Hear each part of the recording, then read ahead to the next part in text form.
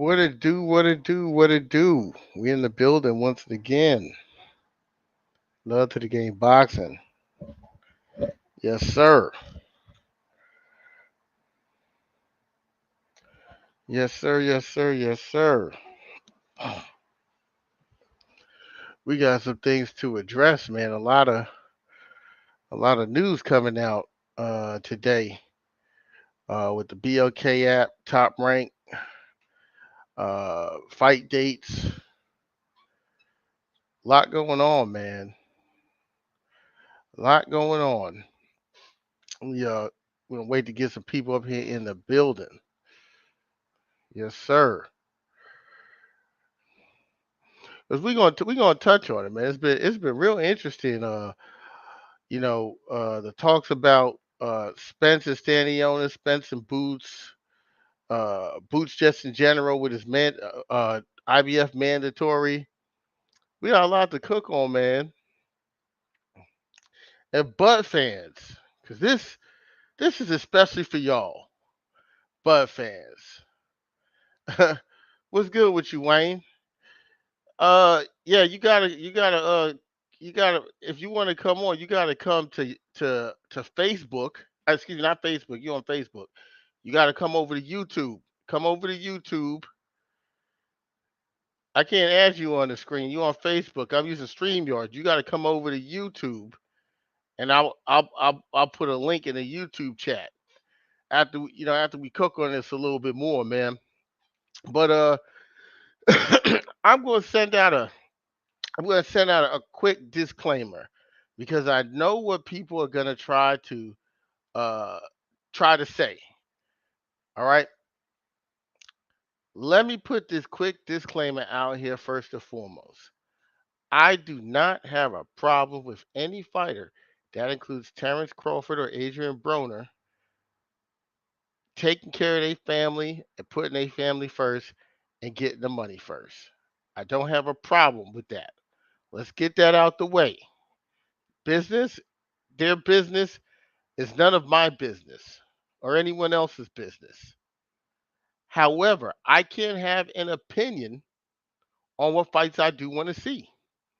We all can have an opinion on what fights we want to pay for. That is our right as boxing fans. On what fights we actually are willing to spend our money on. We have that right as the consumer. Right or wrong. And my question is this: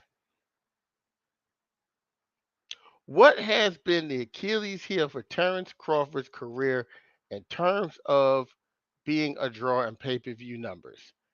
It is definitely not his talent. It is definitely not his fighting style. It is definitely not what he does in the ring. What has always been an issue with Terrence Crawford being a draw is the people who he has fought. People are going to spend their money when it comes to boxing, fights. People are going to spend their money on fights that are entertaining to them. That's what they're going to spend their money on. Salute to you, C Love. I see you guys in the building. Yes, sir. Yes, sir. I'm waiting for Wayne to show up over here. Salute to you, though, Big Wayne. Travel Guy Bailey. I'm waiting for you to come over here on Facebook. Loyal to the Game Boxing on Facebook. Sir, Aunt Bo, salute to you, family. Always appreciate the support and the love and see love. He said, rubbing. I saw the correction, so I'll read it correctly. Rubbing my hands like Birdman. I'm in here. Go ahead and cook. Absolutely, family. That's what we gonna do, man. Now, I have a question. Right? Terrence Crawford had made a comment at the end of his last fight against Sean Porter. When the numbers were reported, whether these numbers were accurate or inaccurate or whatever the case may be, when the numbers were reported, he stated, I'll send the link in a minute, Wayne. You still responding on Facebook. Respond on YouTube. Write a comment in YouTube. Once I see you there, I'll send you a link. Now, as I was saying, as I was saying, he stated himself that he had people calling him, stating after 4 years of him signing a deal with Top Rank, re-signing with Top Rank, and going to ESPN Plus and doing a deal with ESPN Plus and pay-per-views being played on ESPN Plus, that people had a hard time finding the app to order the fight. These are the words that Terrence Crawford used as his reasoning, which I will call an excuse at this point because it's an excuse on why they did not sell a lot of fights against Sean Porter. Reported numbers with Sean Porter was 135,000. Reported number with Sean Porter against Errol Spence was 350,000. Now he's stating that there was a problem and no one knew how to get to that app 4 years later. My question, and ESPN is the number one sports network on planet Earth, not in the country, on planet Earth. ESPN is the number one sports network on planet Earth. So, can anyone explain to me how it's going to be any different going to BLK Prime with people finding that website? With today being October 26th, the fight being scheduled for December 10th. With the promotion, what promotion have we seen? What promotion have we seen from Terrence Crawford? He hasn't even made an official statement about the fight yet. Actually, there's more disappointment than buzz about him signing with BLK. There's more buzz about Adrian Broner signing with BLK because Adrian Broner at this point I don't think can disappoint anyone anymore. We've all been disappointed with AB at this point. So we're happy for these two brothers to get paid and get their millions of dollars and to do what they do. But what I'm going to say is this. There's a leaked phone call with Errol Spence stating that Terrence Crawford got the revised contract. Wayne, it's Loyal to the Game Boxing Talk, YouTube. Type it in. It's exactly what it's called. Loyal to the Game Boxing Talk, YouTube. And subscribe while you at it. Terrence Crawford, at this particular time, has always had an issue with his level of competition. They stated with the phone call that was leaked today that this guy had a contract on the table, revised contract.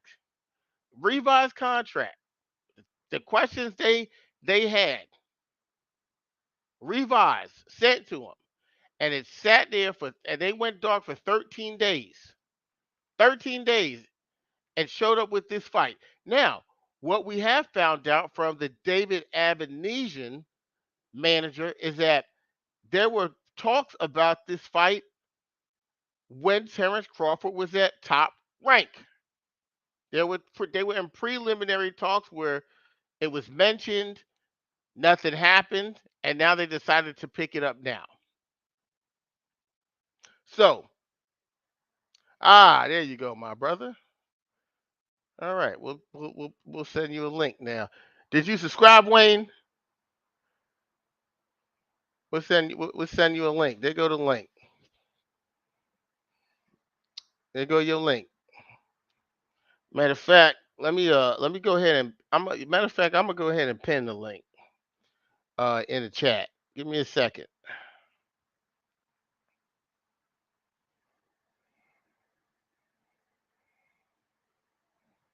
Yeah. So this guy went dark, had the contract, went dark, and grabbed a quick tune-up fight. He grabbed a tune-up fight. It was stated that the fight was going to happen in January. He took this fight in December. So was it was it that important that he had to get a fight in the calendar year? I mean, I don't know. Is it for tax purposes? Is I don't know. But we have numerous. Salute to you, whoever that is. Make sure you click on the StreamYard link right here you got for Facebook. Click on the StreamYard link in the post and register your account. That way we can see who you are and I can address you by name, your proper name and title. But salute to you. Now, was it that important for him to get a fight in this calendar year? Was there something about the only thing I could think of that would force a person to do something inside of the calendar year when they have something bigger that could take place in the next 30 to 45 days is maybe a tax write-off or something. Other than that, I'm not sure. You have to tell me what it is. But what I'm saying is this: Terrence Crawford fans, because this is to you guys. You guys got to keep the same energy. This is to you guys. Hey, You guys got to keep the what's up, Wayne? You gotta cut me off in the background. What's good with you, family? What's up? Can you hear me? Hmm. I can hear you loud and clear. How you doing? I'm doing pretty good. How you doing? I'm good, man. I'm blessed. I can't complain, brother. Can't complain. So, All right. You wanted go to join the go ahead panel. and cook. Yeah, you wanted to join the panel, man. So, I know you're a huge advocate for Terrence Crawford. You've met their camp or know their camp, I would have to say. So, my question to you is, h- what is your perspective on what's going on now? I mean, it's a big uproar. You know what's going on. We don't have to elaborate on it all right now, but I just like to know what your perspective is as a Terrence Crawford fan. Okay, so this is my perspective on it as a Terrence Crawford fan, bro.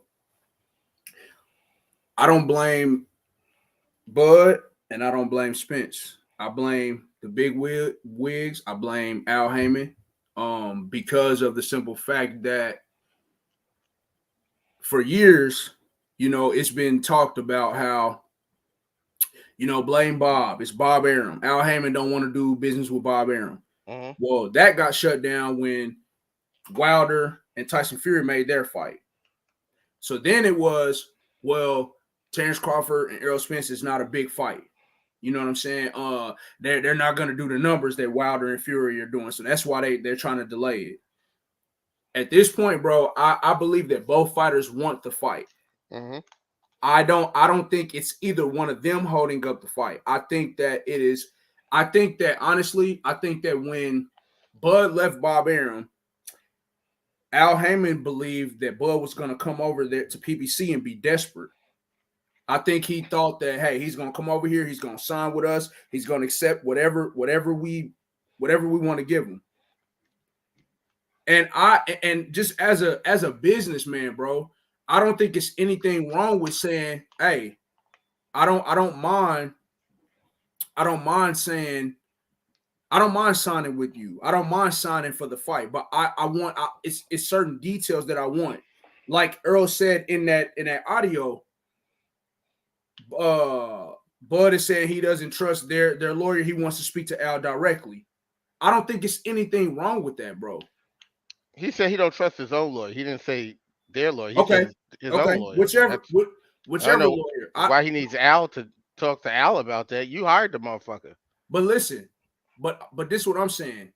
But I'm saying I don't if me and you are doing business, Wayne and Hmm. Kwame are doing business, and we got tens of millions of dollars on the table. Hmm. What's wrong with me and you talking directly? Why do I have to talk? What's the problem with me speaking with you about this business we're about to do? Big business. Okay, so I'm going to address a couple things you said. Right. Okay. So I do agree on what you say about uh them wanting to fight. I don't believe Terrence Crawford really wants to fight bad. Now, Why do you now, okay, well, let me ask you that. Let me ask you this. hear me out. I'll let you cook. Okay. Hear me out. Now, hear me Okay. out. Now, when I say I don't believe Terrence Crawford wants to fight, that's not me stating that he's scared. because there's been numerous times that Terrence Crawford has openly admitted out his own mouth that the fight was behind him. He was asked on the Porterway podcast, which was recently in the last couple months, when Sean Porter was trying to promote the fight. He said to Sean, he said, Porter said to Terrence Crawford, there are certain fights that you just get up for. Keith Thurman was that one for me. Errol Spence was that one for me. Is this one of the fights that does that to you that you just get up for? He said no. And he went into his Hall of Fame speech again about he's going to the Hall of Fame and he don't need this or that. So I think first of all, the fight fans and Terrence Crawford fans, and this is no disrespect to Terrence Crawford, but the fight fans and the Terrence Crawford fans, let me say this: the fight fans, and, right? So the fight fans and Terrence Crawford fans want to fight more than Terrence Crawford actually wants to fight. We, that's why there's this sentiment of disappointment. Hold on one second. What's up, Jamil? Who's good, Kwan? What's good? What's good? Let me finish cooking. So Good. that's why there's this sentiment of disappointment through the boxing community because people really wanted to see this fight. Now, everything that you stated about business and negotiations, this is all subjective and opinion. You don't know that to be a fact. That's your idea of what happened or how these people are feeling. And like I don't know what happened because I'm not there. But here's something that I do know, right? I have to look at patterns. It has never been this hard, besides Floyd Mayweather and Manny Pacquiao, that had to do with promotional issues, for Al Heyman and the PBC to make a fight with an outside entity. They've even made a fight with the UFC. We're talking about fights with fighters that yield millions of dollars in pay-per-view sales, millions of pay-per-view buys, not just pay-per-view sales, millions of dollars, but actual millions of pay-per-view buys. Terrence Crawford steps in, and let's just be honest, he fought Sean Porter, I think in November of last year. He could have got another fight if he wanted a fight. He said that he was going to wait for the Errol Spence fight. That's the only fight that he wanted. And in the beginning of it all, let's be honest, this guy was everywhere but in the PBC office. He was flying to Dubai with the insinuation of him meeting with Canahan. He was going all over the place. And at the last second, he decided to park and talk to PBC and Showtime. At the last second. This is what he did.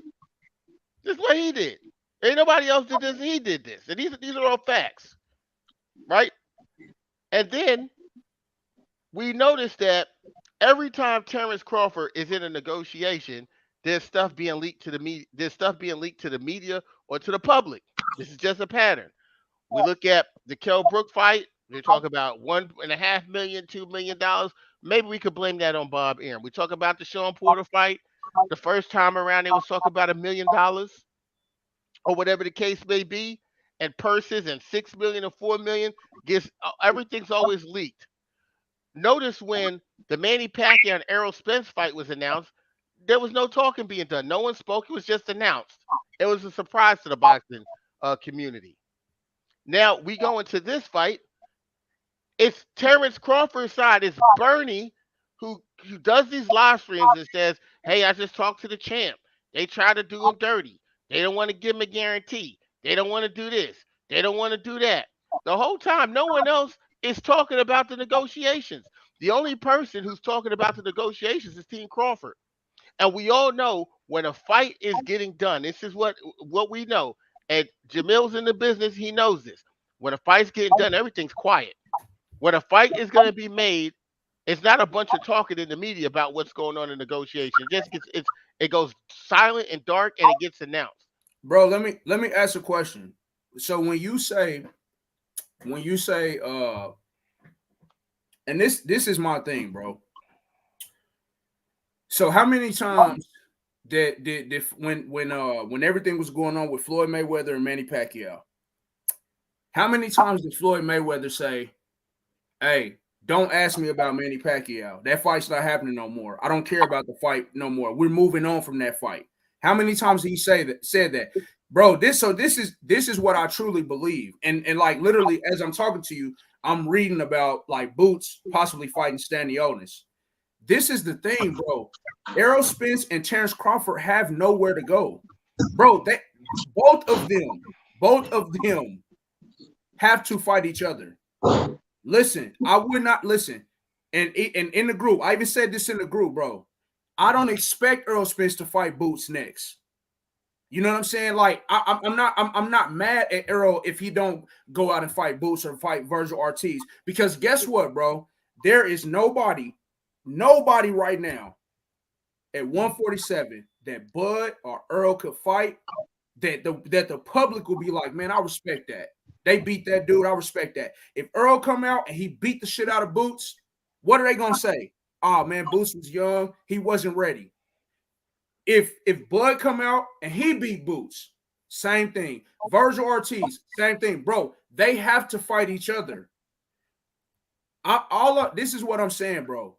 Neither one of these guys, and it's been a lot of talking. Again, I wasn't in the negotiations. You wasn't in the negotiations. Nobody in the group was in the negotiation. So we all just saying.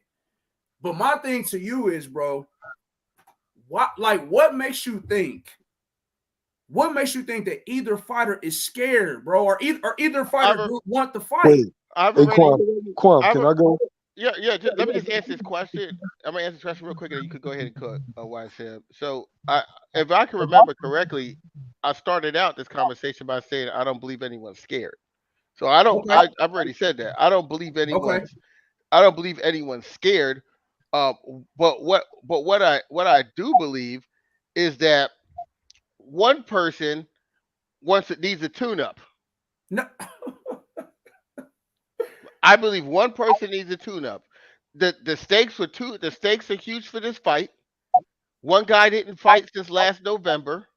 They watched the other guy break another guy's face recently in the last couple months, and they didn't want to get into the ring without knocking some of the rust off Fam, and snatching a payday. And Earl Spence has been fucking people up, bro, for years. So listen, there's nothing, and this is me being a boxing fan, and as you know, bro, I'm actually an amateur boxing official. So every weekend I'm all around watching boxing, bro. We all know that Earl ain't no fucking joke, bro. Earl didn't show me nothing in the Ugas fight that we didn't already know.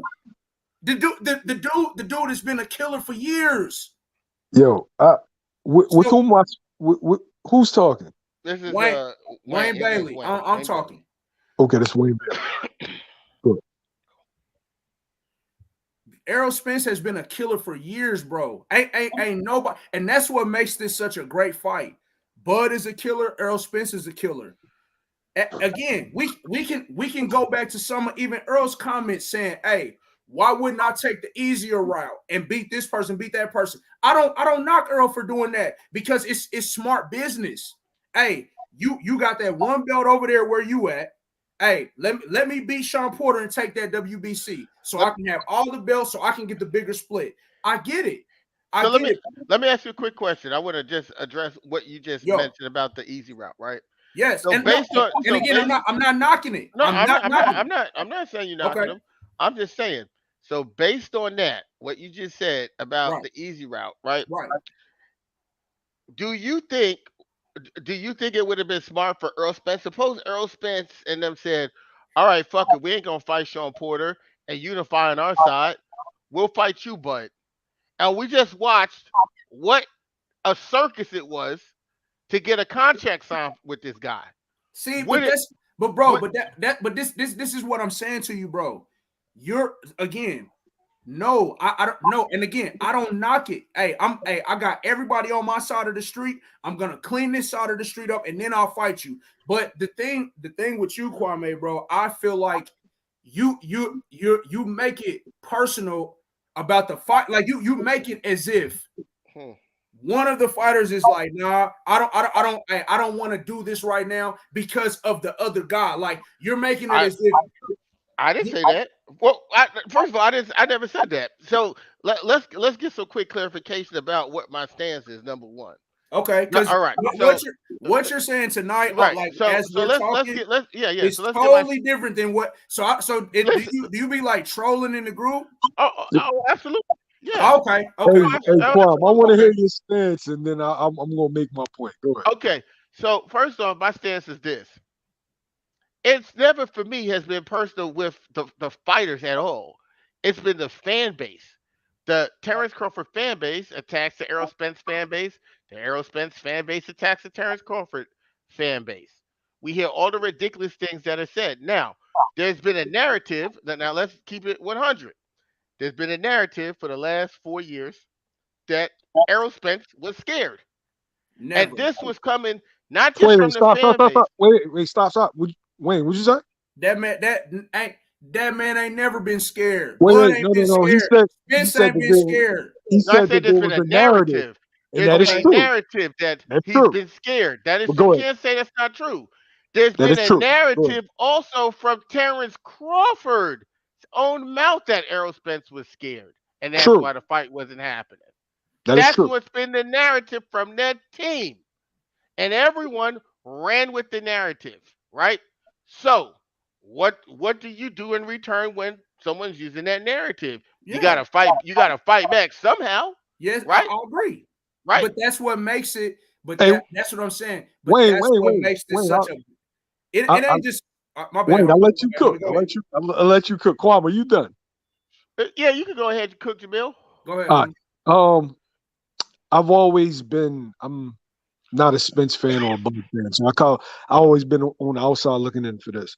But I found this whole situation very interesting. I'm a business guy. I've always been a business guy, and then when I get on here with dudes like Drico and Cheeto and everybody, they get on me about being a business guy, and manager, and Right, the right, whole right. right. I go through it. So, oh, I ain't worried about these dudes' pockets, and I just Right, want to see the fight, and I want to see the best fight the best. right, right. I find it ironic that those same people who I'm cool with became businessmen overnight. The But this is true. businessmen when it became convenient. I always look at, okay, who has the most to gain, who has the most to lose. Why is this person doing that? I like to put myself in everybody's shoes. So, but I still want to look at things objectively. Errol Spence, I call him the plain hoagie. That's my nickname for him. The plain hoagie, if he were to pull out of negotiations with Terrence Crawford Hmm. and fight David Avanesian, there would have been a shitstorm like no one has ever seen. The fact. We have to acknowledge that. I'm not an Errol Spence fan, but we have to acknowledge the fact that you wouldn't have heard the end of it from every publication, from every Terrence Crawford fan, from fans that's not even Terrence Crawford's fans, because Fact. the narrative has always been that Earl was scared. Fact. This is something that goes on in boxing consistent, right?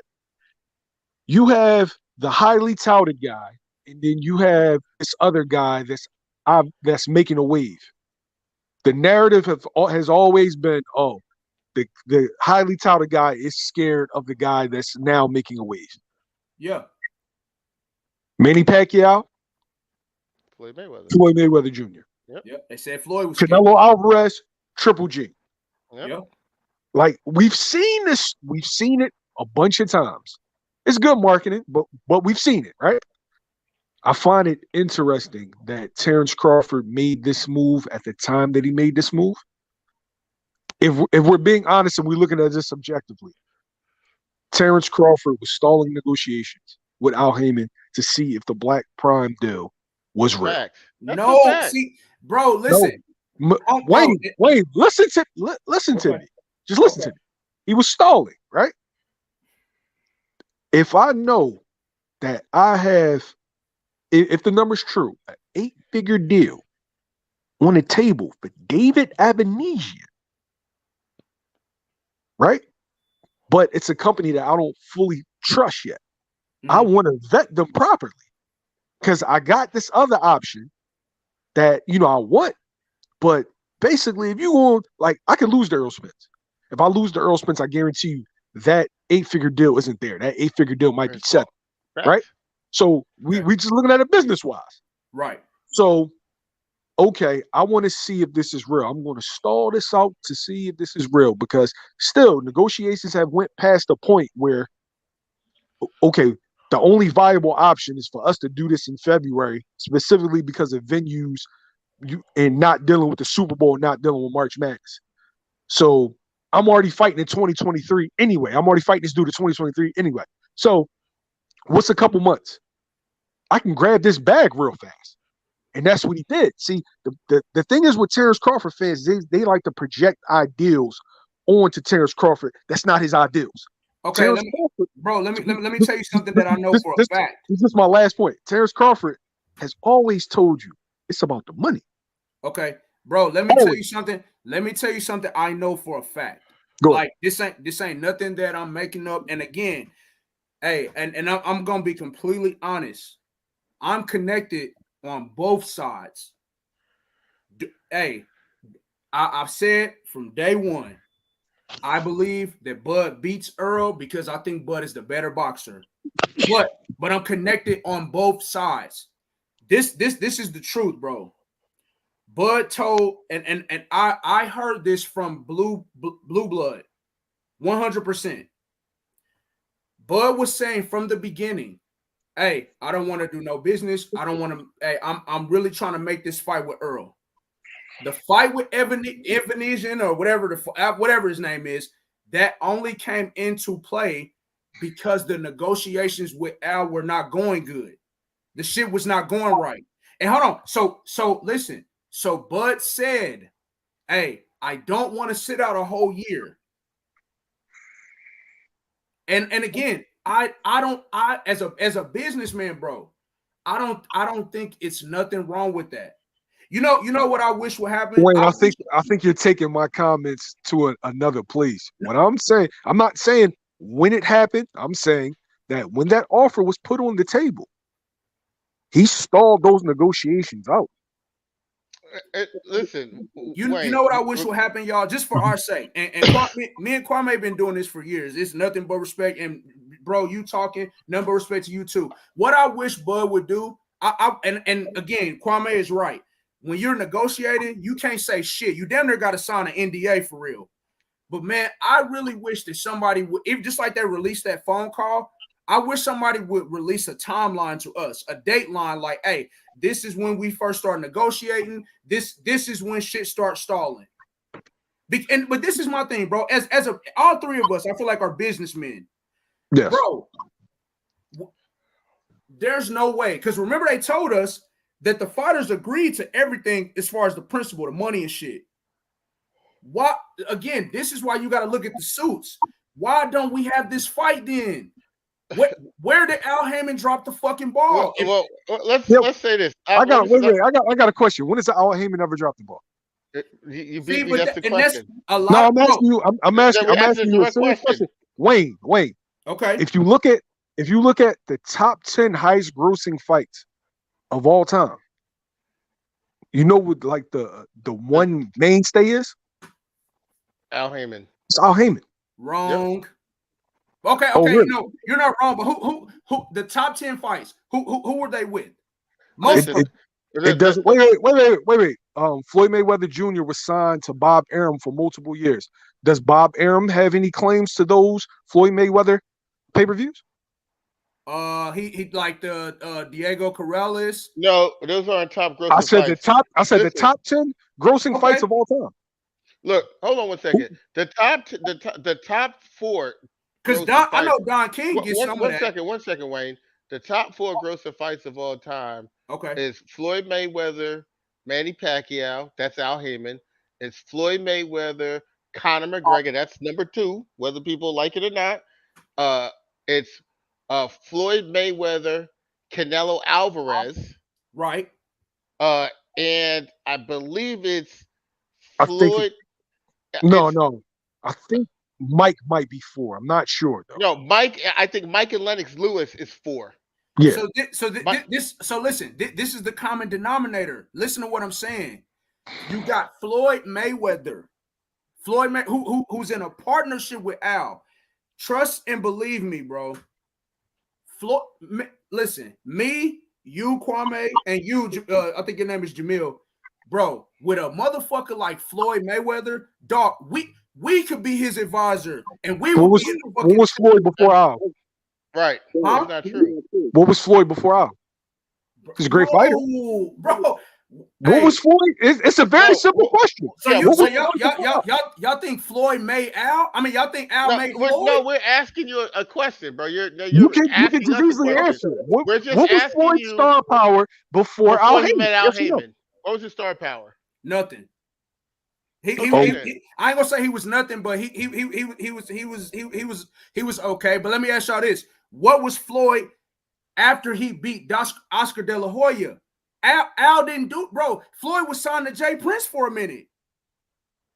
That's old. I say you do realize Floyd was already on his way to the top, bro. You do we're to the top and being a major draw. I think, Wayne, I don't know you like that, right? And I don't know if you're biased, if you got a horse in the race. Like I said, I don't know you from a can of paint. No, I don't. I'm just right. a boxing fan. But wait. Okay. You are talking about a man, right, that has dominated two genres, two different genres for the better part of 20 years. You are talking about the man that puts on concerts for the elite in hip hop and R&B, who was more successful in music than he is in boxing. So you talking about Floyd Mayweather Jr., who was a pound for pound fighter, but wasn't selling shit. So you're telling me that all of a sudden he gets with this dude and becomes fucking the number one boxer ever in drawing, and it's just happen chance? No, bro. This is what I'm saying. Nothing. I'm saying that Floyd Mayweather, bro. Floyd Mayweather, when he left Bob Arum, and they set that fight up with Oscar. I'm saying that Floyd Mayweather could have went anywhere he wanted and he would have been a star because of Floyd Mayweather. Your timeline is off because he left Bob, and his first fight wasn't with Oscar. Who was his first fight with? He did a fight with Goosen. Okay. And then when he went, so was he signed to Al when he fought Oscar? How did that fight? Yes. Yep. Okay. But what I'm saying is, and it's kind of unfair to use Floyd because we don't have a fighter right now that's like Floyd, that's gonna do the numbers like Floyd. Well, I think what's happening, because I don't want this to go off on Floyd, because this ain't about Floyd. Mm-hmm. Just to center us back what we were talking about, the common denominator was Al Heyman never dropping the ball, and the top pay-per-views all have Al Heyman's footprint on them. Okay. Even if we go to the top pay-per-view of this year with Canelo coming in and fighting Caleb Plant, they reported to do about 800,000. What about the top pay-per-view last year? The negotiations last year, you're right, but the negotiations. No. The top pay-per-view of this year and the top pay-per-view of last year. Who did it? It was Canelo, wasn't it? Yeah, Canelo and who, and then Deontay Wilder and Tyson Fury. But listen. Hold on. Let me finish my point. So okay. what I'm stating is this: Canelo was able to reach a deal with Al. The negotiations broke down. Salute to you, brother, Lucian Don. I don't know if I pronounced that correctly, but the negotiations broke down at one point. They got picked back up within about a week. There's way more on the line. We're talking big money, guaranteed money. The fight got made with Canelo and Caleb Plant. It got made. One thing we know about Al Heyman, no matter what you want to say, you can say that this guy holds up fights, he does this and does that. But when a fight is realistic and they get to the negotiation table, they have a record of making a deal and making a fight. This is a fact. This is unrefutable. This is possibly maybe the first time in history where he hasn't reached a deal. And you're gonna blame that on all on Terrence Crawford. Well, let me ask you if you just using logic and common sense, and if you didn't know if it was Terrence Crawford or whoever, if you have a guy that is notorious for making deals like this all the time and bigger deals, and has been consistent at doing it with no problem, and then you have another entity that their past promoters said that they don't like to sign contracts. And also, this is the first time that they've been a free agent in their life and they don't have a promoter representing them. We don't we don't know actually who's negotiating. Is it Bomac We don't know. We don't know who. I'm pretty sure Bomac's a manager. He got to be negotiating to a certain extent. But I'm just saying this is the first time. And listen, no disrespect to Bomac, but Bob Arum wrote in an article when he shitted on Terrence Crawford right after the Kell Brook fight that they don't even like having Bomac in the negotiation room. This is something.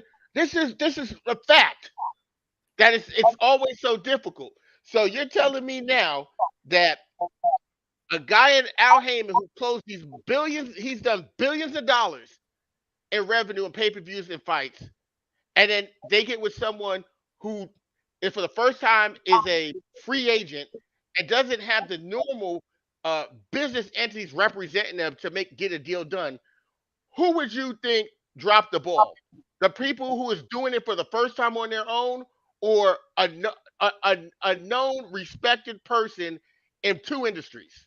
Well, without doing my due diligence, I would definitely believe it's Bud. But let me ask y'all a question. So the top people that Al Heyman has dominated the pay-per-views with, right? Let's run these names down. Deontay Wilder, which is arguably one of the hardest hitting heavyweights in boxing. Canelo Alvarez, who fucking during a pandemic had how many thousand people in this dude has a cult-like following. And then you have Floyd Mayweather. So you have three guys that can literally sell themselves. No disrespect to Al Heyman. But Deontay Wilder, Canelo Alvarez, and Floyd Mayweather don't need Al Heyman to put asses in the seats and make you want to watch the fight. Yeah, but that's not his job. But hold on, that's not his job. Kwame, Let me just say this, Jamil. Kwame, no. Kwame, That's stop, not his job. please stop. Please stop, Kwame. That's not his job, though. That's not Al's job. So Wayne, okay, right. Wayne, so listen. What So were this these is what I'm people saying. before Al This Heyman is the first time, bro. What were these people before Al Heyman event? Can you tell me that? Can you what was their star power? Tell me their pay-per-view buys before Al Heyman. Go. You can't. There's no history of it. So then, how could you say it's not Al Heyman? And my point of view is this: exactly what C Love is saying. What you're saying is irrelevant because Al Heyman's job is to get the deal done and closed, get the business taken care of. Okay. And to get it signed, sealed, and delivered. And this is something that he's done on a consistent basis with everyone, even a completely different sport. Even Dana White walked out of negotiations and said, his own words, if there was any holdup in the Floyd Mayweather and Manny Pacquiao fight, it wasn't from these guys. These guys were a pleasure to work with. This is not a Dana White's mouth. And this is the second largest pay-per-view of all time. So basically what you're telling me now is that just because it's Terrence Crawford, Al Heyman forgot how to do business. No, I'm not saying that, but I'm saying because, bro, I'm saying that it's a lot easier. It's a lot easier to make a fight, bro, with Floyd Mayweather and Conor McGregor when I have all the cards over here, bro. It's easy for me. Like Caleb Plant, for instance, bro. I'm cool with Caleb Plant's strength and conditioning coach. What you don't know is with that. Are you cool with Larry? Yes, Larry Wade. Yeah. Yeah. So listen to this, bro. To make that fight with Canelo, it's easy to make a fight when you I have all the leverage over here. You want my guy. You want to fight my guy. Canelo is the carrot. So guess what? Hey, I'll offer you this much. Canelo's making this much. It's easier to make those fights. I'm saying with this fight right here with Errol Spence and Terrence Crawford, bro, I think it's going to be a hard fight to make because this is the first time where, dog, this shit is legit like fucking 50-50 basically. That has nothing to do with shit, Wayne. It doesn't. I'm sorry to cut you off. That has nothing to do with shit. That has nothing to do with how fights are negotiated based on who you think is going to win the fight. The fights are negotiated based on numbers and what people But they, sell. but they're During, trying to make sure let me they're finish. trying to get a During, return. let me finish.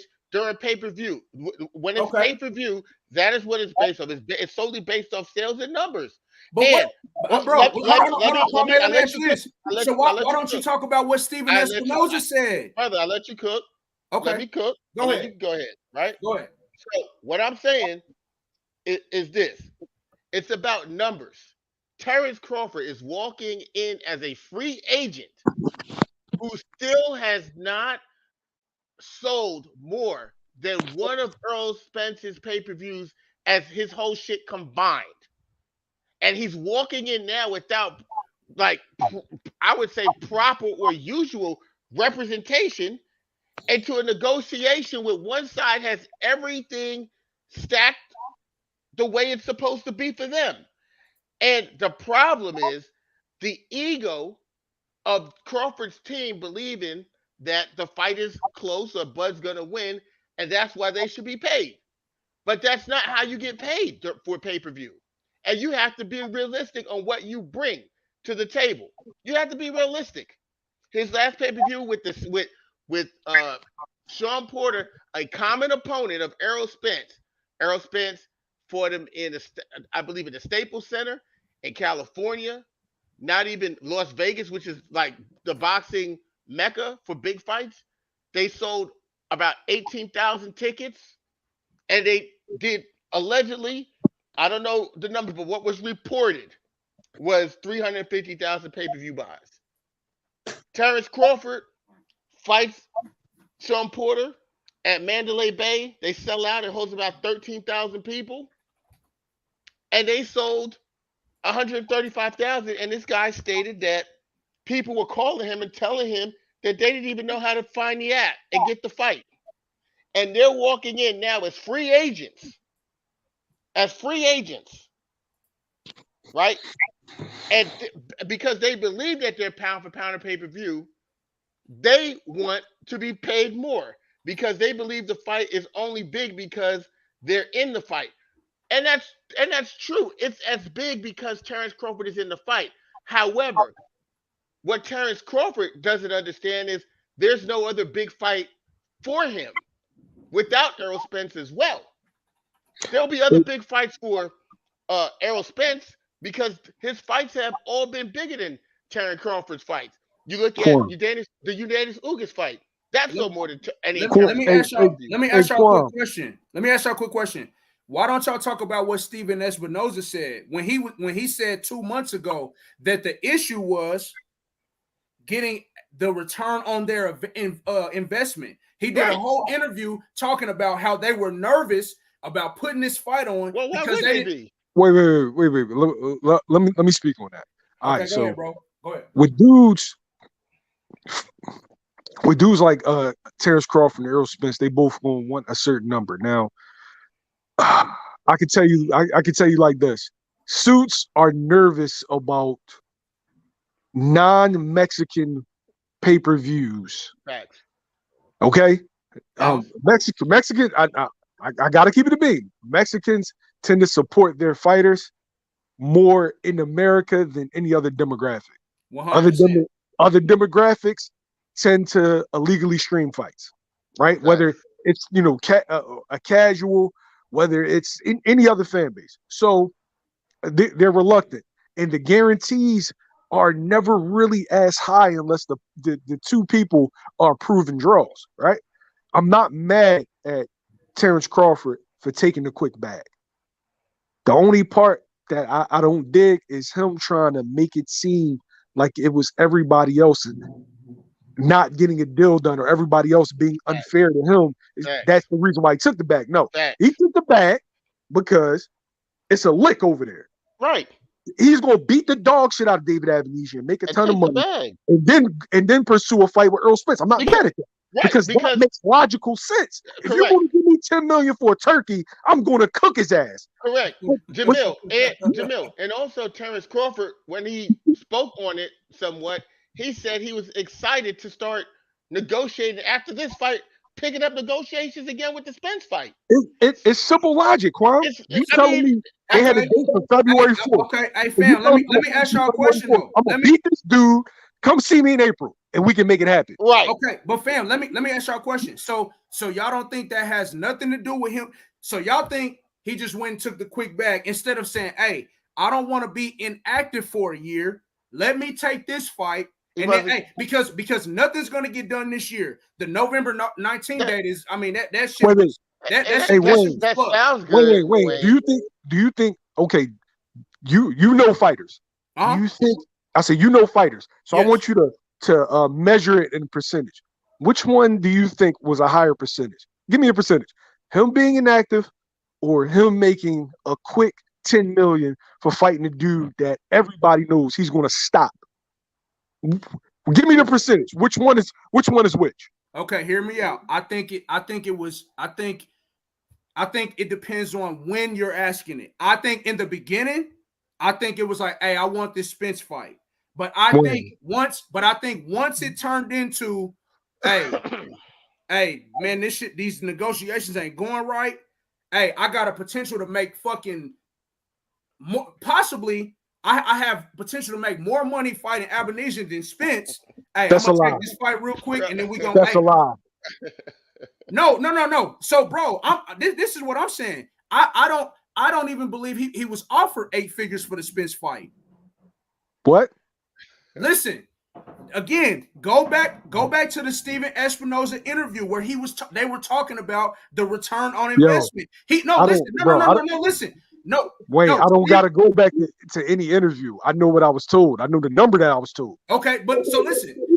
So he said, so it's been rumored that Bud made 6 or 7 million for fighting Sean Porter, right? Okay. Maybe Steven Espinoza was off because Danny Garcia came out and said, "Hey, sometimes the number that y'all are told, we make way more than that." But I'm saying that, bro, it was put out there. Steven Espinoza said, "Hey, what these guys are used to making, hey, we all might have to compromise because they got to talking about pay-per-views, gate numbers, all that shit." Terrence Crawford was offered 8 figures. Hey, well, you know what, bro? Listen, I'll tell you this: as a Terrence Crawford fan, at nothing but respect for their team and Errol Spence too. If Terrence Crawford was offered fucking 8 figures for that fight, bro, and it still didn't happen, bro, and that shit can be like proven, like, hey, this is what was offered, bro. I will shut the fuck up. If that is put out on the that's why I'm saying, bro. I know that some things they can't, but if it's put out there, bro, in July of 2022, we offered you 12 million to fight Errol Spence, bro. Listen, if that's put out there, bro, I will shut the fuck up. All I'm gonna say is this: I don't know what the number is. However, if you listen to what was going on throughout this whole saga, if we have Bomac on camera stating numerous times the fight's close, the fight's very, very close. Yeah, they all kept telling us that. Right. Okay. So if they sent these guys a revised contract, right? A revised contract, because you only revise a contract if basically you agree to terms, but there are some things that need to be just changed around. So that's telling you that Terrence Crawford had the money that he was getting ready to accept.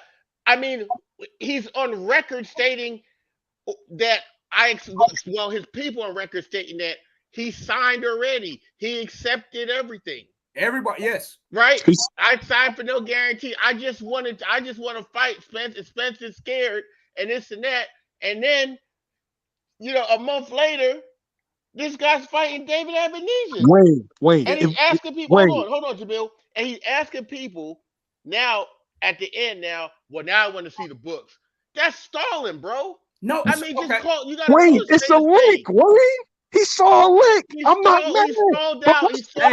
Jamil, let me ask you something. As a businessman, let me ask y'all both something. As businessmen, if I come to y'all and I say, hey, Kwame, I'm gonna make a fight between you two, right? Kwame, I'm guaranteeing you 15 million. Jamil, I'm guaranteeing you 10 million.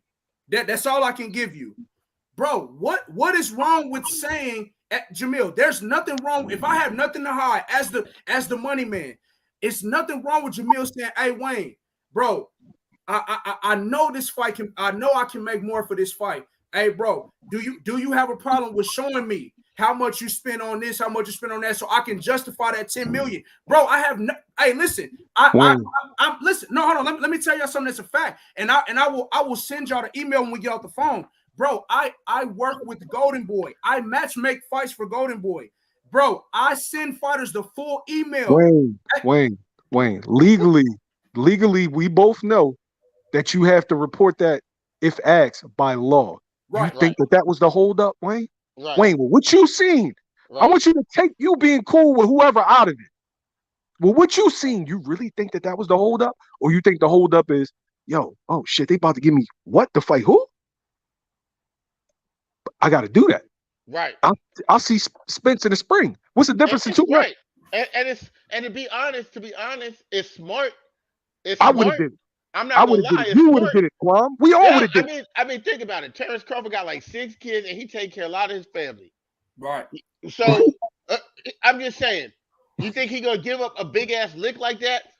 No. Look, I don't look as from a business perspective. See, and this is funny because I've been ridiculed for years because Kwame, you don't know nothing. You don't be in a negotiating room. You don't know business. I have common sense and I understand business. So the business part of me that has been ridiculed by Budfans for the last 4 years actually respects what Terrence Crawford did. I respect it 100%. However, on the flip side, Terrence Crawford and his fan base, and we're going to go back to Terrence Crawford because he's in control of what his team says, and Travion and all the people say all over social media about Errol Spence being scared. They made that narrative about him being scared, and they made it like, hey, he was running, and both guys are at the table, and they could fight, and the public could see the fight, and this nigga went and grabbed a tune-up fight real quick. So from an ego perspective, it's a fucking duck. It is. This is what I don't believe, y'all, and I'm just gonna be honest. I don't believe in July of this year. I don't think the Avanesian fight was even on Bud's mind. I don't think it was either. I think once we start getting later in the year and Bud realized like, okay, this shit is not happening in 2022. All right, boom. Hey, I'm gonna jump on this fight. Yes, I'm gonna give me a quick bag and I'm gonna stay active. But the narrative that's being put out there, not by you, Kwame, not by you, Jamil, like the narrative that's being put out there is like, oh, that's been in Bud's back pocket the whole time. He wanted to fight Abenizia from the beginning. I don't believe that. No, I think that this came around probably within the last month or two. But the fact of the matter is, right, he probably went in there thinking, okay, this is the Spence fight. I'm going to get this. And they were offering this. And they weren't, and after the negotiation, they wouldn't move off of the last number that they offered. It's a good number, but it may not be what he wanted. I can't tell that man what to take. Right. But I can tell when a motherfucker makes a play. And that was a play. It was a good play. Because I know if I can still get the Spence fight, then who the fuck cares? Do you care about 2 months? Correct. Now, let me ask y'all this. Do y'all, but now, so y'all see how now, and I'm not mad at Spence for this, but even on the phone conversation, Spence said, hey, I'm not fighting Keith Thurman. I don't give a fuck about that. Now, do y'all think the Bud and Spence fight is off the table now? No, I don't think it's off the table. So y'all think it can still happen? I believe it can still. I can believe it can still happen. I'm gonna say this, and I'm gonna go on record saying this. Don't be surprised if you see more Al Heyman guys going to Black Prime. Don't be surprised. Well, the Phantom Menace will always be the Phantom Menace, and Kwame, you know what that means. Right. Bro, I get it too. I get it too, and I even saw something. I even saw something online. I don't know how true it is, but I've even heard like Floyd Mayweather is an investor in the shit. So and that's what I be saying, bro, about like these groups. Like, so it's like I've definitely enjoyed this conversation with y'all, but it's like it's so many people in these groups that really that get so like emotionally invested. Like I see cats disrespecting each other, and it's like, bro, like I mean, ain't none of us getting paid off the shit. Like, we all fans of it. So this could be the whole grand scheme. Hey, how do we know Bud and Al ain't talking? And we like, hey, bro, Bud, take the backlash from this, but this is what we gonna do later on. But I see like the fan bases be so like, it be so much disrespect, and I'm like, bro, look, I hear you on that, Wade, and I'm glad that I can have like mature people like you guys on the panel, and we're actually talking. No one's yelling and screaming and being emotional about it. I'm just stating. There's like an actual past history of fans having a war with each other for years. And the truth of the matter is, you guys, Terrence Crawford fans, are like huge hypocrites because now all the conversations are about business. When in the past, before anything Earl Spence did with business, it was ducking. But it's now all of a sudden we're talking about business because I mean it's the Terrence Crawford fans who came out with the narrative telling people, oh, so y'all accountants, so y'all pocket watching, Yes, and all this stuff. So now all of a sudden now we're having this huge intellectual conversation about business. I'll do it with you, right? Because you and I, we've always respected each other just as men, period. Because there you go. It's never been that serious to us, you know. But don't play the victim though, and just say Bud fans because Spence fans be out of line. Oh hell yeah! I'm the chairperson of that shit. You know that. Fans are horrible. I'm the chairperson. I'm not even the CEO of that shit. I'm like on a chair. Like I'm on the board of that.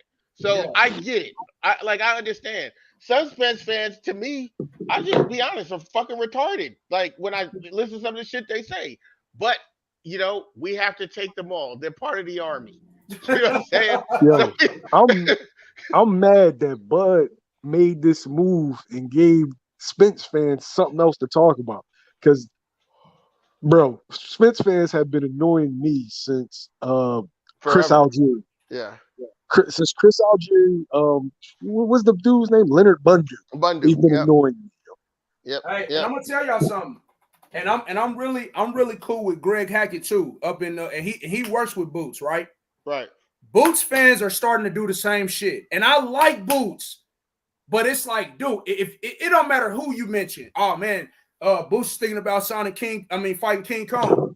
Boots to knock him out first round. Like, man, goddamn. Look, I don't know if any of that's true, but I'm not. I mean, I've been very respectful, but I'm going to get back to some of my topics, and one of my topics is on the screen.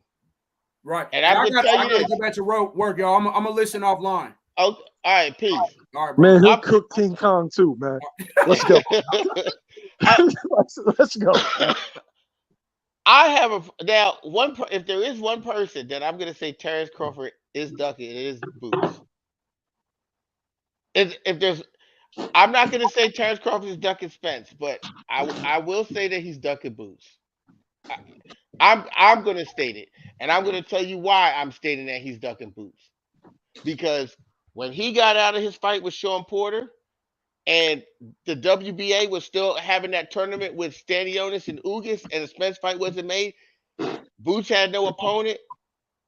Terrence Crawford had no opponent, and Terrence Crawford just like left boxing for a while, just went vacationing, chilling, saying he was waiting for the Spence fight. Now he could have got a tune-up fight, but people were stating at that time. Now people stating at that time, okay, well, Boots is coming up to be the mandatory or fighting in the title eliminator for the IBF. If Spence don't fight Terrence Crawford, he gonna have to fight Boots. Then when they got the Ugas fight, which was always their plan, then they said that Spence ducked Boots and they paid step aside money. We all heard the narrative, but the person who really had a chance to fight Boots was Terrence Crawford. And on top of it, Boots' family, his camp came out and criticized Terrence Crawford. Said that he wasn't a switch hitter. They said all kind of stuff about his skills. Boots said he know it, I know it, and all this stuff. And Terrence Crawford is the type of guy who always get on Twitter or social media. If he believed that he could do something to you, he gonna say, he even responded to Tank. But with Boots, He never says anything when Boots says stuff like that. His people say stuff, and he never wanted to even acknowledge the guy as somebody that he could actually fight. So now going into this to this now, David Avenesian fight, and Boots didn't have an opponent. Still, we don't know what opponent Boots has. My question is, why skip over a guy who is number two in your own in the sanctioned body where you're the champion? Why skip over him and go to somebody who's number five or number six, and that guy doesn't have an opponent? Because Boots is a harder fight for Bud than Errol Spence. Yep, I know that. I know that. It's true. Stylistically, and It's you know, true. fans are going to jump down my. But just like Boots is a harder fight for Spence stylistically than Bud. It's because he brings kind of both of the dimensions that they're really good at. Because you know Spence's size. You know, of course he has the good jab and the good body work, but the size is what you got to deal with. You know what I mean? Spence is a big kid. Bud, you know, the switch hitting, the whole nine, timing, all that. Boots has it all. Yep. So, no, I don't think that Bud has any interest in Boots, and you are 100% right when he don't even really acknowledge him He like that. doesn't He even said a couple of acknowledge things, Boots. but He he doesn't doesn't even acknowledge him as a real opponent. As soon as right. I hear this, as soon as I hear this, yeah, I'll take that fight, if it makes sense. I know what that means. Right. Right. I know what that means. Yeah, let me address this guy because you always this is the thing with Bud fans. It's like most of them live in Section 8 or something. They all have the same mentality. This guy says this guy signed with Showtime Clown. Well, I mean, wasn't Bud negotiating with Steven Espinoza? So you telling me he couldn't have been speaking to Steven Espinoza if he felt like things weren't going the way he wanted to go with Errol Spence and he wanted to do that later and he needed to stay active fight. He couldn't have said, "Can we get something together with Boots?" I mean, he was sitting there talking and negotiating with Steven Espinosa, who runs Showtime. Bro, he saw the lick. I know he saw the lick, and it's Fans want cool. to make him the knight of the old code. This guy that don't care about money. He just walks around like Popeye, just looking for the best smoke. No, Right. he's just like the rest of us. We're the same guys that will leave one job for an extra $5 an hour. You Right. thinking that nigga gonna leave $10 million on the plate? Facts. No, No, no. and he's gonna be getting it in I'm, December. In December, why would he do yeah, that? Why? he, That's dumb. he's Someone gonna try. said, He's gonna try to get this payday and two and a more Spence Spence payday. paydays, and then chug the deuce and tell Right. boxing, y'all highlight you later. Facts. That's the move. Facts. He's trying to cash out, and it's cool. It's cool, but then you have to get the backlash for every narrative you painted because it is showing that everything that you said Spence was is what you are. Yo, Sonny Chiba, just like AB, bad deal timing with Showtime. Like, yo, what you got to understand, first off, AB has won one fight since 2017. This is we have to be honest. He's won one fight since 2017, but he still wants to be paid like he's Adrian Broner Right. from 2013. That's not Right. reality. Your Right. performance dictates pay. Yep. And he was pissed off when he came back. He was crying And about the press conference and yeah, going into Al and Haym and all that. 100% wrong because I've done a Zoom press conference with Wilder. So you not Wilder, Right. but your performance dictates pay, whether it's your performance in the boxing ring, but mainly your performance with putting fans in the seats and viewership. Right. If you perform, you get paid. So I don't even understand why dudes is reacting that way with AB signing somewhere like they was really checking for AB fights before then. They just feel like PBC is crumbling and like they're cheering, but not even thinking about my man. Adrian Broner is under advisory contract with Al Haymon. Premier Boxing Champions is a fucking TV show. Okay? Right. So AB leaving and going to sign some other place is Al Haymon okaying it because legally, contractually, Right. Al Haymon has to sign off on anything these niggas do. Facts. So When AB signed that 3-fight deal, and when AB gets them checks, Al gets paid, and that's one less fighter that he has on his platform because he has too many. He got over 300 fighters. He can't fit everybody on there. That's one less guy he gets to take out of the budget while still making his 10 to 15% off of that guy fighting. Now you tell me who's the genius. Right. I'll wait. Right. So look, man. It is what it is, man. From an ego standpoint, like I said, Terrence Crawford never wanted any smoke with Jerron Boots Ennis. He never saw him as an opponent that he wanted to face. And I, respectfully, I had him. Even though everyone know Errol Spence my favorite fighter, I had Terrence Crawford as number one pound for pound. I did. Now, he's not number one pound for pound anymore because what he showed me is that he needs tune-ups. Errol Spence don't need tune-ups. Errol Spence, you can say what you want. Errol Spence, for his last two fights, came off a 14-month layoff and a 17-month layoff with the eye injury and the car accident. And he went in there and he fought top guys. And it's a mentality. And I understand what you're saying about Jamil, about taking the lick. Like I said, I respect that part of it. But it can't go both ways. You can't be the best fighter in the world and you keep fighting Rudy Poos. It's like you can't share both sides like that. It's not about legacy for him. He feels like his legacy's already been made at 140 by becoming undisputed. And he said that on numerous times. But no disrespect to his legacy, that 140 run was cheeks. He still Right. did it. I gotta respect the fact that he was undisputed. I can never take that away from him. But we're not gonna act like he fought. I'm not even gonna call them. They not. They're not top tier fighters. I No, like they're Victor not. Postol. That was a good win. But you beat Thomas Delorme. You beat Victor Postol and Julius Ndongo. Right. That's not a great run to Right. undisputed. Josh Yeah. Taylor's run to undisputed was better. It was way better. And even Danny Garcia's Danny unified Garcia run has a better was better resume. at Danny 140. Garcia has a better resume at 140 pounds than Terrence Crawford. But these are the things that they take into the negotiation table. And it's cool because it's part of their legacy, and I get it. But it's hard for me to believe that Al Haymon was the big problem here.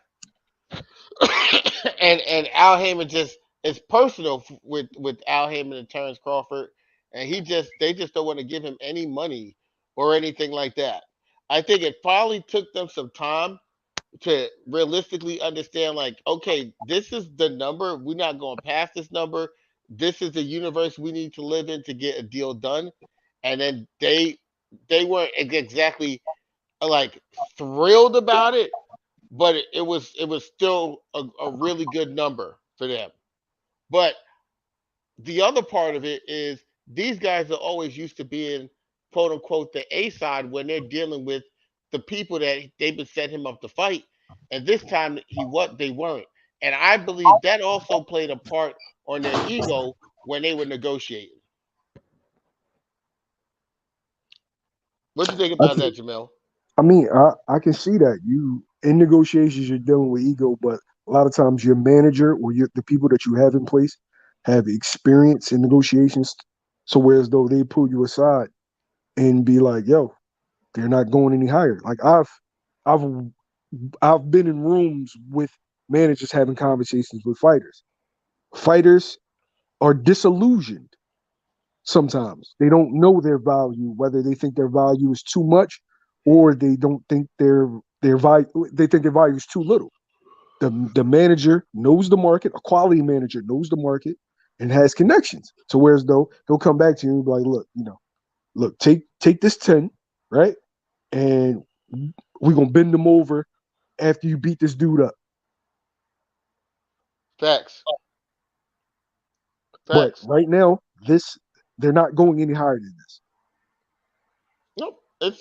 Look, man. It's the truth, man. I mean, it's my truth anyway. Eh, Once I saw that there was one side of the negotiating parties doing all the talking and leaking what's going on in negotiation and having a narrative and a soap opera going on, to me that tells me that that's the side that's the problem and isn't as serious as the other side. Because Spence side was quiet. Their side was quiet. We heard nothing from their side. So, it's just a pattern that goes on with, Terrence Crawford fights, leaked negotiations, narratives to control. It's just what comes with a Terrence Crawford fight. And I thought it was Bob Arum, but now I'm seeing it's not Bob Arum because Bob Arum's not around for this. And I believe what Bob Arum said. I believe the fight would have got made if he had a promoter. I mean, uh, we could say a lot about Bob. Bob, if there's money to be made, Bob makes it happen. I mean, shit, these guys. It wasn't Bob wasn't the reason why the whole Tyson Fury shit happened. Remember, Bob was the co-promoter. He was just like the U.S. liaison, so to speak. Right. But do I believe that Bud is probably difficult in negotiations? I mean, based off of the people that negotiate with him, the answer is yes. And at the end of the day, it's not my money. Right. But I do know that somebody that is unrealistic, whether it's Bud or whether it's Spence, somebody that is unrealistic in negotiations, it never goes well. Never Hey, does. So hey. we will hopefully EJ can get a fight in, and I don't know what date he's going to use. Maybe he uses January 7th. What about the Stanionis? Have you heard anything about that? No, I heard they was talking to Stanley owners, but we're we're still waiting on the IBF to see if they're going to order Jerron Ennis. Okay. Because if that happens, then Spence has to make a choice: vacate, fight Boots, pay off Stanley owners, or jump up to 154. I would, me personally, I wouldn't fight Boots if I was Spence. No, I wouldn't fight Boots either. I wouldn't fight Boots if I was Spence. I'd go up to 154, and I tell you why. Because Terrence Crawford walked away, and you know how I would pay his ass back. You said you wanted to come back to the negotiation tables after this fight, and out of Terrence Crawford's own mouth, his narrative was his next fight was going to be Errol Spence, and then he was going to go fight Jamel at 154. Is that correct? Yes. So that means he should go up to 154 and fight Errol Spence because he's taking this fight to fight David Abenesian. So take the fight at 154. I would go to 154 and make him take the fight at 154. Yo, if he takes a fight at 154 with, I don't care if it happens at 47 or 54. And Crawford fans and Spence fans, the whole back and forth is toxic. I'm not mad at a man for making business moves, Facts. but the kind of guy I am, I will look you dead in your fucking eye and tell you, yeah, I did it for the money. Now what? I'm not Yeah. going to blame anybody. I'm not going to try to spin any narratives. Right. I feel like they're doing a PR play, and I understand that because some people do it. That's just not been me. I'm going to tell you what Right. I'm going to tell you what I am from jump. So do you consider that capping? Yeah, they cap. Are they ducking? Are they ducking Earl Spence? No, but are No. they capping in the media? You damn right. Yes. Every chance they get, Yes. and even if they get mad, at me, it don't matter. I got to call a spade a spade. They capping. They know they capping. And when I say I feel like being scared and ducking to me are two different things. My definition of ducking is a, if a contract comes across your desk and you say you want to fight that person and then you don't take the fight. I call that's my definition of ducking. Not about me to me, it's not about this person scared the other person. I'm just saying if you say that you want to fight, a contract comes across the table, you're in negotiations, and you walk away from that, you turn down the contract, that to me that's what ducking is. So I have Terrence Crawford ducking Errol Spence. I'm not saying he's scared of Errol Spence, but what I will say is I have him ducking Errol Spence. Hmm. I mean, shit. I can't tell you you're wrong with that logic. I can only tell you, where I'm looking at it from. Hmm. The fact that Terrence Crawford fans still trying to blame it all on Al and everybody Right, else. right, It says a lot because before it was all about undisputed and all about the Earl fight. And right, now they're laughing, talking about, well, that's why Earl got to fight Boots, and right, right. when's Earl gonna get a fight? Like, Yeah, wow, like y'all went from beating your chest King Kong to fucking Bryant Gumbel all in one night. Like that's right. all it took. And if I was Errol Spence, if I did fight Boots, I wouldn't fight Terrence Crawford. I wouldn't fight Terrence Crawford. I believe, first of all, I believe Boots is a more dangerous fight for Errol Spence than Terrence Crawford. So I wouldn't. So I'm not saying that he shouldn't fight him because if he beats Boots, then Terrence Crawford, he's scared Terrence Crawford. I'm just saying if this guy walked away and now you have to take a fight this tough, I would just say fuck him. I'm done. He got his payday. I'll let him be who he said he is. I'll let Yeah, him but go. come on, man. You not the way you view Earl's plate isn't reality though, Quam. Quam, who can he fight at 154 pounds? See, Earl fucked himself. Earl fucked himself by constantly mentioning that he will never fight Keith Thurman. But Keith Thurman is your second most lucrative fight. Yeah, So I believe basically, that. you're taking your leverage away by saying you'll never fight Keith. No, I would have used Keith. Like, look, if I don't fight him, I'm fighting Keith. Yeah, What you? look, What's the I agree difference in the with money you. going? I agree with you. I don't like the fact that Errol Spence is not fighting Keith Thurman. I feel that that would be a great fight, an exciting fight, the most logical fight. And it would be a big fight. It would be a payday fight for both of them. And Are it, you and walking? Are you going to walk away from 20 to 30 million dollars? no, no. And I see what you're saying. Exactly. You're not No, going to do that. So then you no, you I see what you're gotta saying. you But gotta look to fighting. right. But like I said, I wouldn't fight Boots. I'd move to 154. I because I put the pressure on. I put the pressure on Bud. I would put the pressure on Bud. I'd be like, I'm going to 154. Fuck it. It don't need to be for undisputed. Either you stay there and fight Boots, right? Because you said you want to be undisputed at the weight class.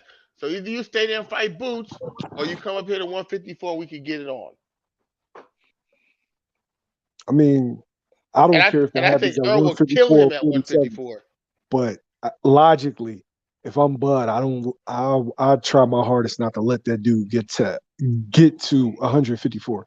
At 154, he might not fighting another 54, but at 154 fighting Terrence Crawford, that's not a 50-50 fight no more. You are dealing with an Earl Spence that is eating during camp, like eating well. That might be a different Earl Spence. Right, So no, I wouldn't do that. and then also, but here's the thing: Terrence Crawford fucked himself because he said he'll fight Jamel uh, uh, Charlo at 154. So he fucked himself. He can't say he won't go to 154. He can't I say mean, that. He can't say it, bro, because he the one yeah. walked away. Do you know how hard it is shaving those last couple of pounds? Oh, it's hard as hell. Okay. I'm gonna say this and then I'm gonna roll Quam. Thanks for having me on. I Appreciate it. want you to imagine an Earl Spence that doesn't have to shave the last 7 pounds. 7 pounds, right? Exactly. I know. I want you to think of an Earl Spence that is eating the week of the fight. Yeah, that's bad for Terrence Crawford. But that's what since he walked away, that's what they should do to him. That's what they should do to him. Because I'm gonna listen. I'm gonna remind all the Spence fans that Terrence Crawford said he'd fight Jamel Charlo at 54. So he walked away. Earl said he was either gonna fight Terrence Crawford next or he was gonna move up. These are things he said. So he ain't moving from 154 not to fight Terrence Crawford, but we'd be waiting for your ass at 154. Earl at 154 pounds is a much more dangerous fighter than Earl at where 147. Yeah, I know that. it's not even close. But shit, I'm gonna head out, Quam. Thanks for having me on. Appreciate you, family. All right, bro. Be safe. You too. Yes, sir. That's the play. And salute to the chat, man, because I seen a lot of you brothers came in here showing love and support.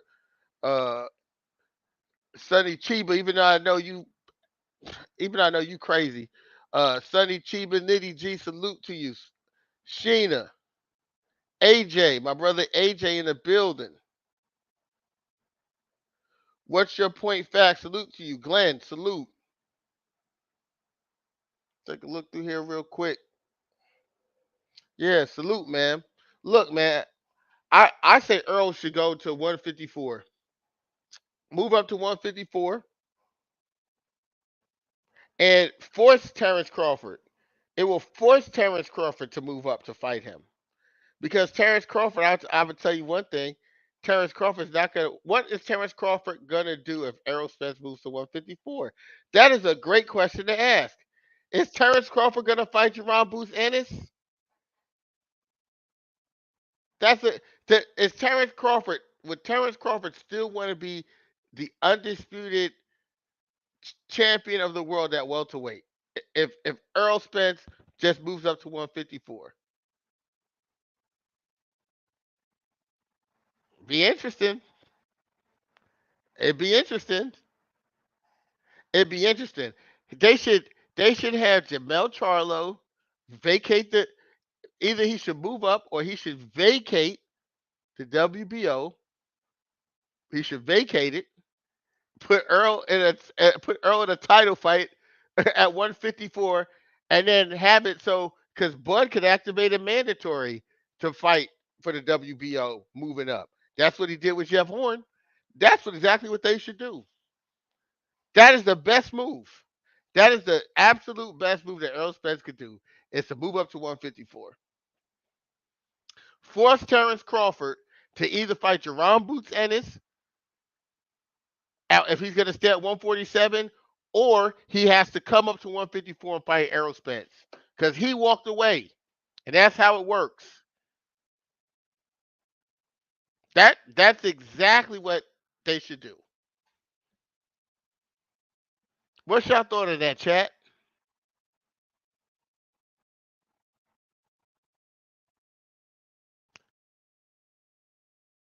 I know that would be the last move.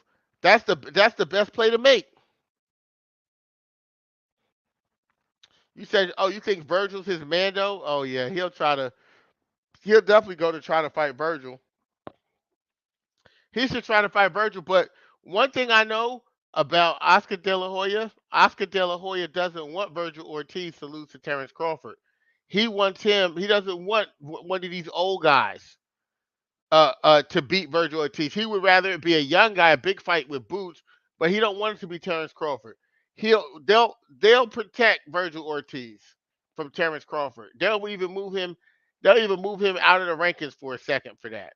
Because it'll be easy for him to get back to the top of the rankings once Terrence Crawford leaves. Yep. I'd have Jamel Charlo give up the WBO, let Earl fight for it when he come up, a vacated title fight, and then give Bud the option now because he's a WBO champ to mandate that fight moving up like they did with Jeff Horn. That's what I would do.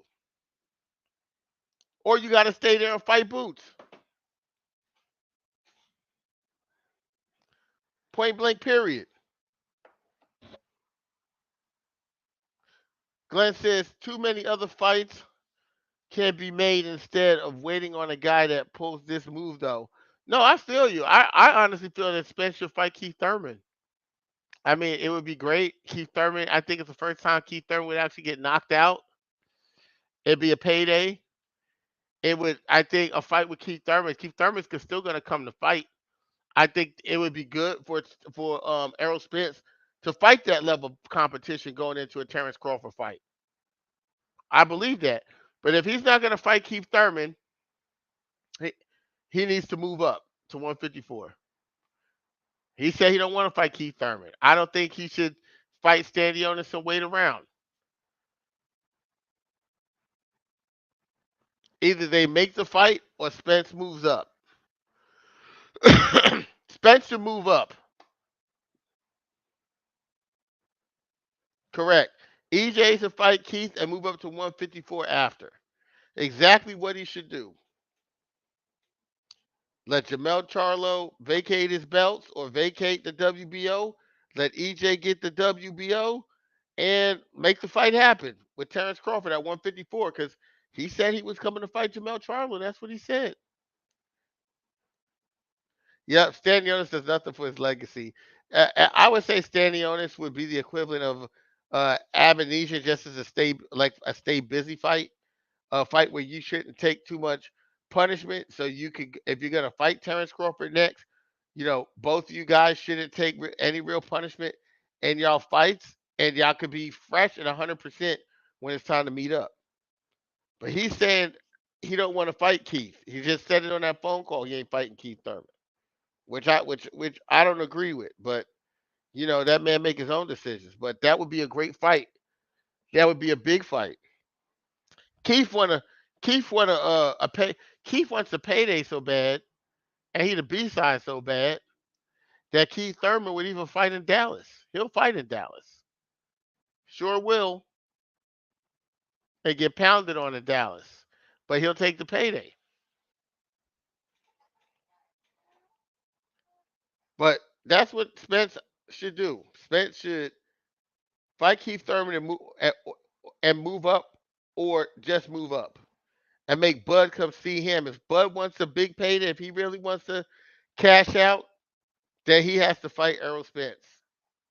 Oh man, I can imagine all the stall tactics that's gonna go into that shit once if Earl go to 54 and the fight's at 54.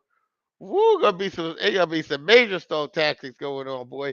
It's gonna be like they're gonna act like they never even started negotiations with Showtime before. If it's at 54. Bomac and them, they gonna want so many different concessions. They probably gonna want to bring the IRS there to go through the books before the fight happened or something stupid like that. But we'll see, man. We'll definitely see how this plays out. But I definitely appreciate you guys for rocking out. Just want to talk about this a little bit. I'll be back. I'll probably be back on Monday again, just to break bread with you guys. I definitely appreciate everybody. Stay loyal to the game, and we out of here.